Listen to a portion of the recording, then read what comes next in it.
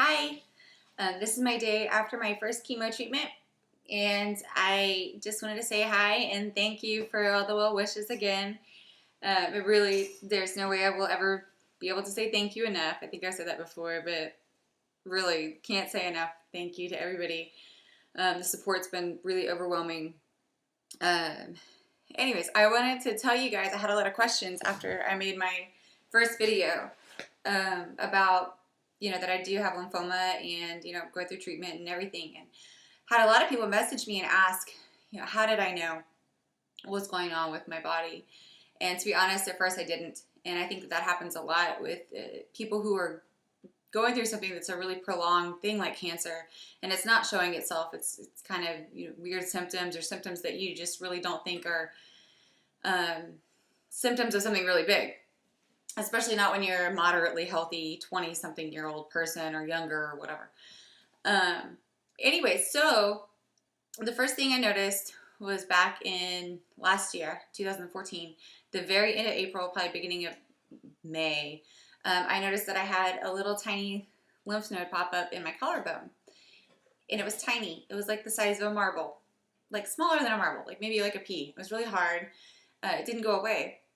But I kept thinking, oh, I've had lymph nodes before, like when you get a sore throat and you get them and they're kind of impacted, or they're, infected and sore, and they're letting you know there's something like an infection in your body. So I went on antibiotics. I had bronchitis, went on antibiotics. Around the same time, I also noticed that my legs were really, really dry. Very itchy, kind of patchy rash looking stuff, but not so bad that I was thinking, oh, something's wrong. So anyways, didn't put them together. Obviously, the itchy legs and the lymph node, and I thought it was something like dermatitis or eczema or something like that. It wasn't. Anyway, so this goes on for months. Like I go in and out of having infections, which I did, but over and over and over again. Hey, cat. And anyway, so finally I went in and they told me I had a staph infection, which made a lot of sense to me at the time because I was getting more lymph nodes that were popping up, not going down. And at this point, too, I had lots of itchy patches on my legs and rashes and stuff like that. And so, anyways, went on antibiotics yet again. And that was probably like the end of summertime. Like, I think it was like beginning of September. By November, this has been going on for months. And I have to take a moment and say, if you are a parent or you just feel like you don't need to go to the doctor for anything, don't pretend you're tough. Don't procrastinate, because it will affect you way later on, like it has with me. And take time for yourself. Go to the doctor, get your checkups. If you think something's wrong with your body and you feel like something's wrong and you just can't put your finger on it and your doctor can't either, change your doctor or go get help somewhere else. Just find out what it is. If you think something's wrong and you know yourself, you might have something going on. So anyways, so finally, the very beginning of December, end of November, my lymph nodes had all swelled up like on my neck. My neck was almost twice the size it was supposed to be. And I wasn't feeling anything except I was really tired, which I just assumed was normal for being a parent, or normal as like, you're an adult, and when you get to be an adult, you get tired. But I guess I was more tired than I was supposed to be. I just didn't know it. And by then, of course, my legs were itching so bad. To be honest, I was scratching them so much I was bleeding, and all over my whole bottom half of my legs, which was not normal, and it looks terrible. I haven't been able to wear shorts or dresses or anything comfortably for a while because I was afraid that they would show and it was ugly. Anyway, so Craig asked me what I wanted for Christmas, and I said, actually, I think I need to go to the doctor. So I went to a general practitioner, and he put me on more antibiotics. And the same day that I went to my GP, I came home, and I just had this really weird feeling, and I thought, something really isn't right. There's no reason I should be having this much growth of lymph nodes, and I'm not feeling sick, but something is definitely going on. So I typed it into Google. Thank you, Google. Typed it into Google, enlarged lymph nodes in the neck, collarbone area. And the first thing that popped up was lymphoma.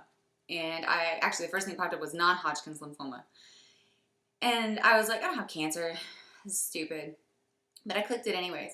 And one of the first symptoms on the list was extremely itchy, burning legs, especially the lower half. Well, guess what? It was me right there. And it said extreme fatigue. And they were like taking naps like every day and you're not depressed. And I was like, oh, that sounds familiar too. And they said, not painful, non-painful lymph node swelling. So kind of was like, okay, well, let's be logical. I went through tons of websites, and it just so happened that a friend from high school who had gone through treatment at MD Anderson for non-Hodgkin's had posted that day. I never knew what she had had. I wasn't nosy at the time, when she was having treatment. I didn't say like, hey, what is it you're going to treatment for? Because I want to know. But it just so happened that day, she posted a non-Hodgkin's poster on her Facebook wall. And I thought, this is weird. I don't believe in coincidence at all. So I messaged her and I said, hey, if you have time to talk, can you talk to me and tell me what your symptoms were? Because I think I might have some of these symptoms. I think might be something I'm going through. I don't think it's an infection anymore. And so we did. We talked that night and she was so helpful. But it was like she was telling me exactly what I'd been going through for the past 6-7 months. And at that point, this is after my very first GP visit, and I was just kind of like, I think I might have cancer. And I told Craig that, and he was kind of like, don't say that. Don't say you have cancer. It's terrible. We'll find out later. But the more that I read about it, the more I was like, this is me. This has been me. So anyway, so after a lot of testing, and they sent me to an ear, nose, and throat doctor who was amazing. She's the best doctor. She's really great. And she did not want it to be lymphoma. She wanted it to be an infection. So I had to go through extra blood test. And we did a fine needle aspiration on one of the lymph nodes in my neck, which is where they give you like a local anesthesia just in the neck area. I had to turn my head, got to watch it in the screen where they actually put the needle into the lymph node, pulled out the gunky lymph product from your lymph nodes. And sure enough, it came back as inconclusive. However, it only had 2 things on it, and one of them was Hodgkin's lymphoma, and one of them was an allergic reaction, which I didn't have any symptoms of. So at that point, we really knew that yes, this is what we're looking at. But I still had to have a full biopsy, so they actually took out 5 lymph nodes from my neck. And there was a pathologist in the operating room when my doctor took it out. And he even said, looking at them, just looking at them as they came out of my body, he was like, oh yeah, they look like Hodgkin's, like they have Hodgkin's lymphoma. And so sure enough, we got the diagnosis January 20th, the final diagnosis of Hodgkin's lymphoma. And what Hodgkin's lymphoma is it is cancer of the lymph nodes. And your lymph nodes are the things that filter your body. They help your liver out and your spleen and all that good stuff. So when you get sick, yeah, they're filtering out stuff. You drink alcohol, they're filtering toxins, anything. So when they're not working properly and you're not filtering things out, it can affect your liver and it can affect your spleen, and this can actually travel throughout your entire body. And of course, with cancers, it can go into other organs. Well, I was lucky enough, I'm only at stage 2, which with lymphoma is a different staging than most cancers. So stage 2 for me is great because it means I only have them in my neck and I actually have them in my chest. They're filling up part of my right lung cavity and they go all the way down through the breastbone area. If it had been anywhere lower than my rib cage, like if it had been around my stomach or in my groin, then that would have put it at stage 3. And if it had gone to any other organs, including my bone marrow, which came out clean, it would have been stage 4, which again, still treatable, and that's a really good thing. So anyway, so now we're doing the chemo thing for 6 months. I have what's called 6 cycles of chemo, which does not mean that I get to go 6 times and I'm free and clear. It means that I will actually go 12 sessions. So I go twice during one cycle. It's a little different than some chemo things for other cancers. And I'm extremely lucky that I don't have something where I have to go to chemo like 3 days a week and I am horribly ill all the time. But anyway, so we're starting on that fun part of the journey. The only thing that's been really frustrating there's a couple things. And the first thing has been trying to tell everybody, what's going on with me. And everybody, like I said before, everybody feels bad for me. And I feel bad that you feel bad. And I feel bad that you're sad for me. And I feel bad that you're worried. I can handle it. It's okay. It's not a death sentence. I've got this. It sucks. Like, I'm not going to lie. It's terrible. It's really annoying to have to think that I'm having to put my life on hold. And there are bad days. I do have really bad days too. They don't last all day. It's maybe like 10 minutes. But it's still a bad day because I think, I'm jealous that you can go out and you're going shopping for new clothes or you're going on a trip with your family. And I can't do that right now. So when I hear that you're doing great things in your life, I'm super stoked for you. A little bit of a pity party for me. But that's evidently normal. Anyways, the other thing that's been really hard has been like the finances. is having to worry about, are we going to be able to pay for the part that the insurance isn't going to pay for? I haven't even gotten my first big bill from MD Anderson yet, but there's other stuff that's been rolling in, and prescription costs, and I feel bad that I'm not able to go out and get a normal job right now because this is just too much. And the other thing is having to schedule my treatments and worry about, if my kids are going to be taken care of when they come home from school, because Craig is doing an awesome job and he's going to work every day, and he's been really supportive, and he's been the best husband I can ever wish for.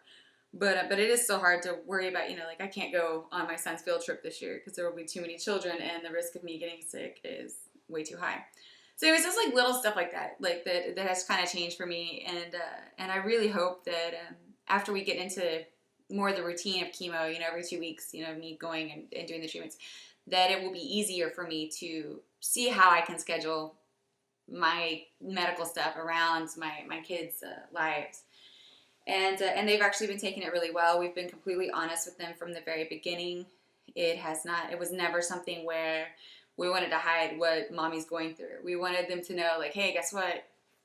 Mommy doesn't look very sick, but she's going to have all these medicines, and she's going to have surgeries, and there's going to be times she can't play with you or take you to school, and mommy's going to lose her hair. And our oldest son, who's 8, he took it very, very well. He's been really supportive. If he's had questions, he's asked. Our youngest son is a little bit more emotional about it. Mommy, you're going to be so ugly bald. And, at least he's being honest how he feels about it. But he's gotten much better about it. He's gotten used to having me have short hair. So this is my really short hair that's probably going to fall out in about 10 to 12 days. So I'm playing with it as much as I can right now. But anyways, but other than that, everything else has been fantastic. And, here's my port. I got my port put in on Monday. That's where my chemo meds go in. And it's not that painful. I was a little scared, but it was great. So anyways, if you have any other questions, feel free to message me or inbox me or call me or whatever. But anyways, I guess that's about it for now. I have to go get Torn from school because that's what I do, even after chemo.